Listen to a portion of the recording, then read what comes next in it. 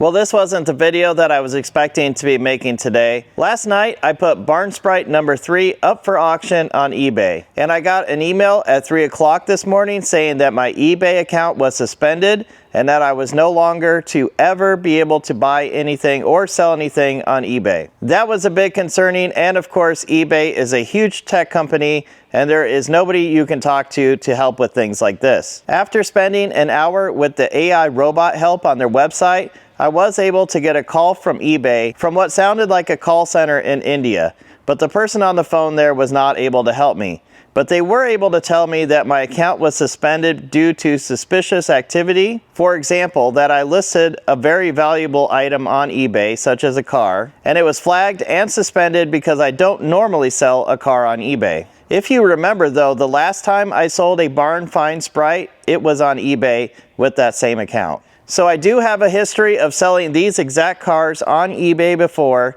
without any issues. The person I talked to in the call center tried to verify my identity by asking me a bunch of completely random questions. For example, one question was, what color was the Fiat Spider that I owned? Well, I've probably owned 8 Fiat Spiders, so that's not a question that I can answer. They also asked me about addresses that I used to live at, and if I did live at any of the addresses that they listed, it would have been 20 years ago, and it would have been only for a few months, and I did not recognize any of the addresses. And they also asked how old a friend of mine is. Well, I don't know their exact birth date, so how would I know exactly how old they are? The questions that they were asking me were not questions that they had asked me and I had given answers for. The data they were going off of was from a database that they paid for that may not even have accurate information in it. So where does this leave me? Well, it looks like I cannot buy and sell any cars or car parts on eBay ever again. You might say, well, just create another account. But eBay knows a lot of information about you,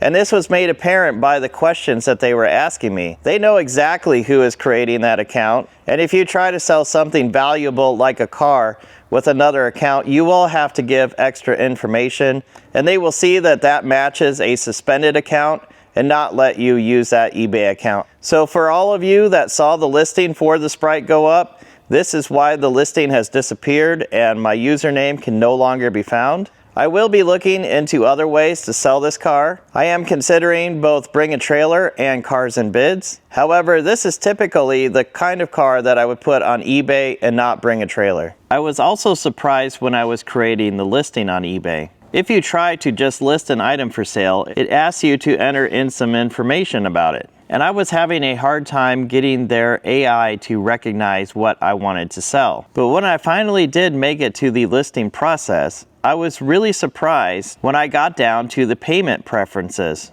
By default, there are 2 payment methods selected. One is caramel and the other is money order. So after clicking learn more, it looks like this is some sort of procedure that lets eBay Motors act more like a regular car dealer. I'm sure that this is not going to work at all with a vintage car.